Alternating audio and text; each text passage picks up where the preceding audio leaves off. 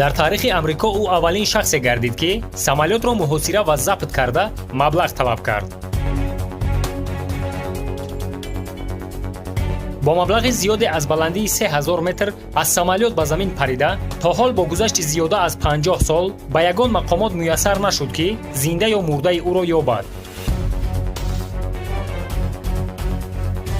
ин муаммо дар давоми зиёда аз 50 сол ФБР-ро сарнагун кардааст.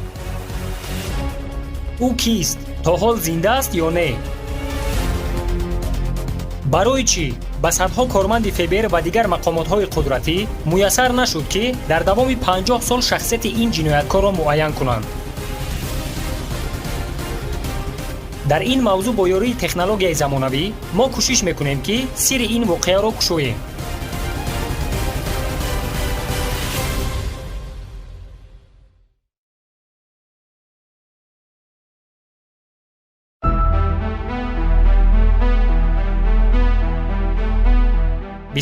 ноябри соли 1971 дар фурудгоҳи шаҳри Портленди амрико шахсе бо номи Дэн Купер ба хатсайри Портленд Сиэтла бо арзиши $20 чипта харидорӣ мекунад.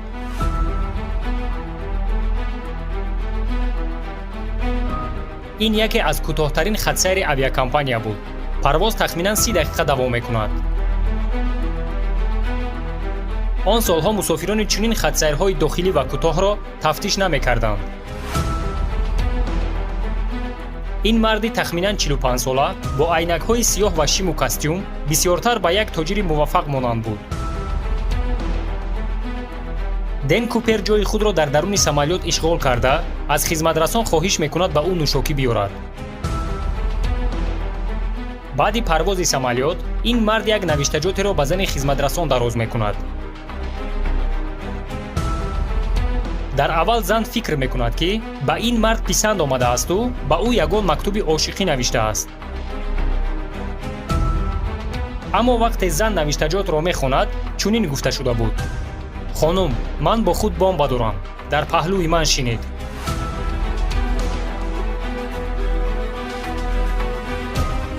зани хизматрасон тарсида аз ӯ мепурсад: шумо шӯхӣ мекунед? Дэн Купер дохили чамадони худро нишон дода мегӯяд ки ман тамоман ҷиддиям. зани хизматрасон ин ҳолатро ба лётчикҳо хабар дода, лётчикҳо бошад ба диспетчер хабар медиҳанд. аз ин ҳодиса ФБР ва дигар мақомотҳои қудратӣ хабар ёфта дарҳол ба фурудгоҳ меоянд.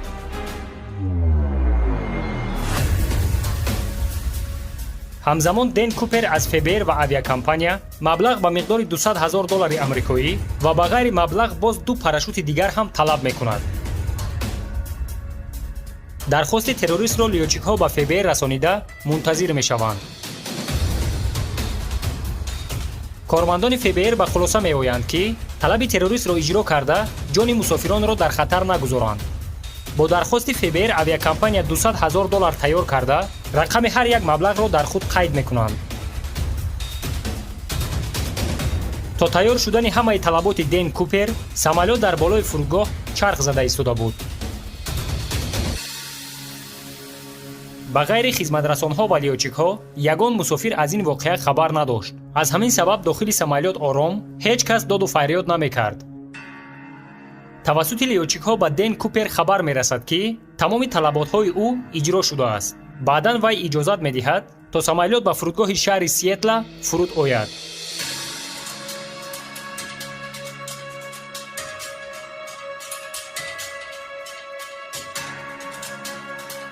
Дэн Купер маблағи хостаашро бо 2 парашют гирифта иҷозат медиҳад ки ҳамаи мусофирон аз самолёт берун шаванд, ба ғайри лётчикҳо ва як зани хизматрасон.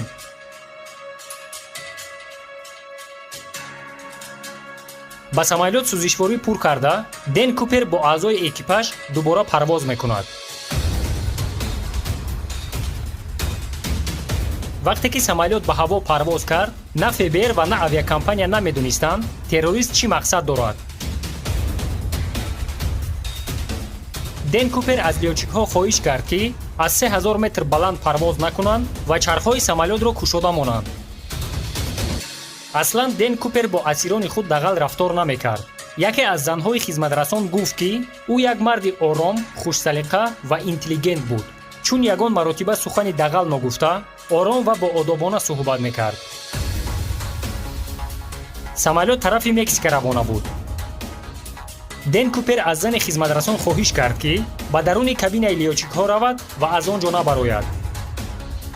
баъдан ӯ халтаи пур аз маблағро дар бадани худ баста тайёрӣ ба паридан мебинад. лаҳзае баъд лётчикҳо мебинанд ки дари поёнии самолёт кушода шуд.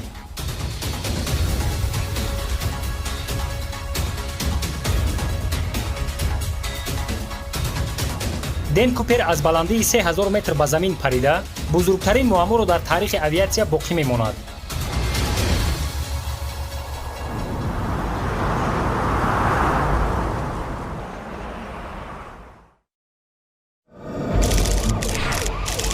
«24 ноябри соли 1971 шаҳри Рино соати 11:30 шаб.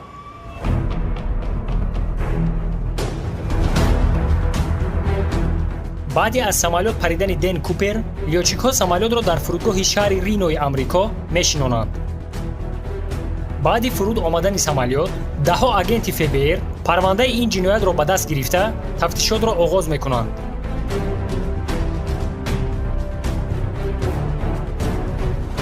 аз дохили самолёт галстук ва сигарҳои истифодашудаи ҷинояткор ёфт шуду тамом.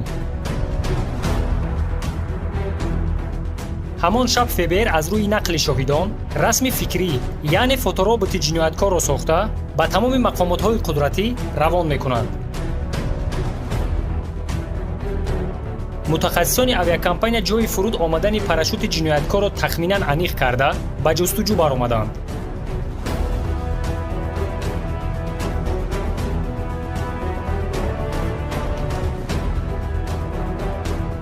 ҳукумати амрико ба агентҳои ФБР чархбол ва дигар техникаҳои заруриро дода барои ёфтани ҷинояткор ҳама имкониятҳоро истифода мекарданд.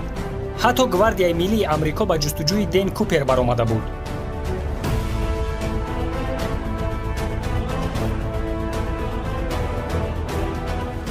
ФБР ва гвардияи миллӣ давоми 3 ҳафта ҳудуди 100 километри квадратиро ҷустуҷӯ карда, ягон натиҷа ба даст наоварданд. Дэн Куперро на зинда ва на мурдаашро пайдо карда натавонистанд.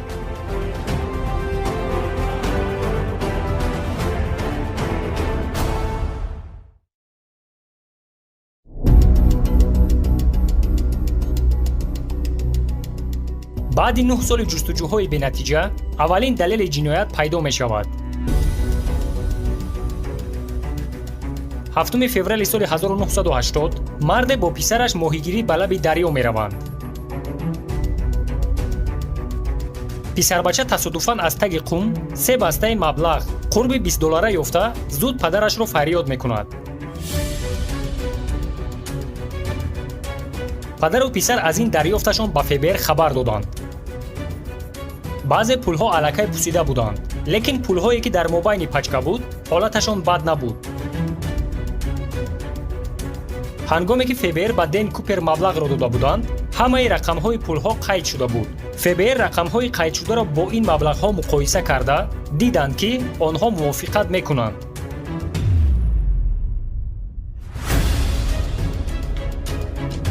бастаҳои пулҳо 30 километр дур аз ҷои ҷустуҷӯи ФБР пайдо шуд.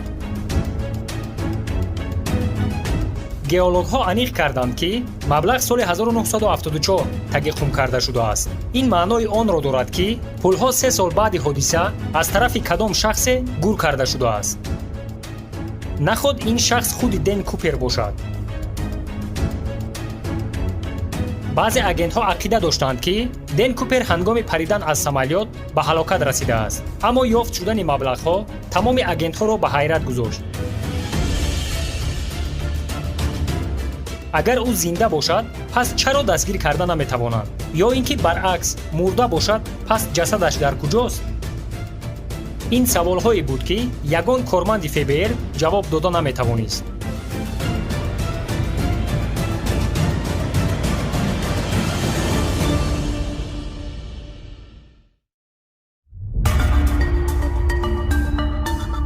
бо гузашти 36 сол аз ҳодиса, ФБР ҳазорҳо гумонбарро бозпурсӣ кард, аммо ягон натиҷа набуд. парвандаи Дэн Купер 36 сол боз кушода мондааст.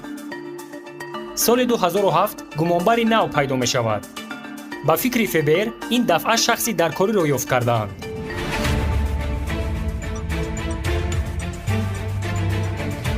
гумонбар бо номи Кеннет Кристенсен дар ҳамин авиакомпания ба ҳайси стюардес, яъне хизматрасон, кор мекард. аввалҳои соли 1970 маоши Кристенсенро кам карда буданд. ӯ бисёр мушкилии молиявӣ дошт.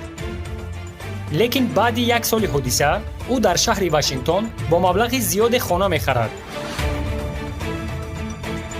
ин шахс ба монанди Дэн Купер бисёр сигор мекашид ва шакли зоҳириашам ба Дэн Купер монанд буд. аммо Фебер нисбати ӯ ягон далели исботкунанда ёфт карда натавонист. баъди якчанд соли дигар бо баромадани технологияҳои нав Фебер ҳамаи далелҳои доштаашро бароварда аз нав месанҷад. далелҳое ки Фебер дар дасташ дошт ин галстук, чиптаи самолёт ва маблағҳои аз таги қум ёфтшуда. ин ҳама далелҳое буданд ки Фебер дар давоми 40 сол ёфтааст. мутахассисон галстуки Дэн Куперро дар таги микроскоп хуб аз назар гузаронида дар таркиби ӯ нишонаҳои моддаи таркандаро ёфт карданд. аз ин ба хулосае омаданд ки бомбаи Дэн Купер ҳақиқӣ будааст.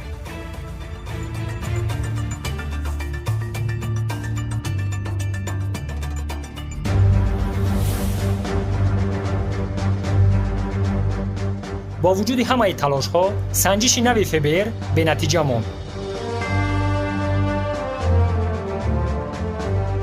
Дэн Купер номи бофтаи ин шахс буд.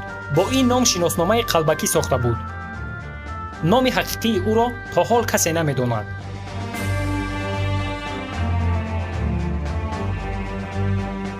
Фебер баъдан ба хулосае омад ки Дэн Купер ҳангоми паридан аз самолёт ба даруни об афтида ба ҳалокат расидааст.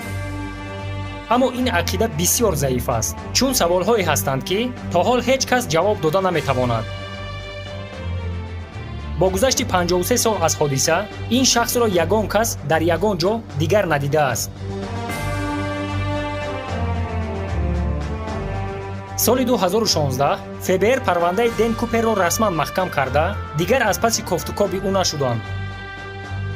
Дэн Купер дар таърихи авиатсия ба Амрико дузди бо муаммо ва қаҳрамони баъзе шахсиятҳо шуд. ҳатто баъзе оилаҳо фарзандони худро бо Дэн Купер ҳамном мекарданд, яъне номи ӯро мемонданд, чун саргузашти муаммодори ӯ ба бисёр шахсиятҳо писанд меомад. дӯстони азиз, агар видео ба шумо махкул шуда бошад, дастгирӣ кардани моро фаромӯш накунед. то видеоҳои оянда дар паноҳи худо бошед.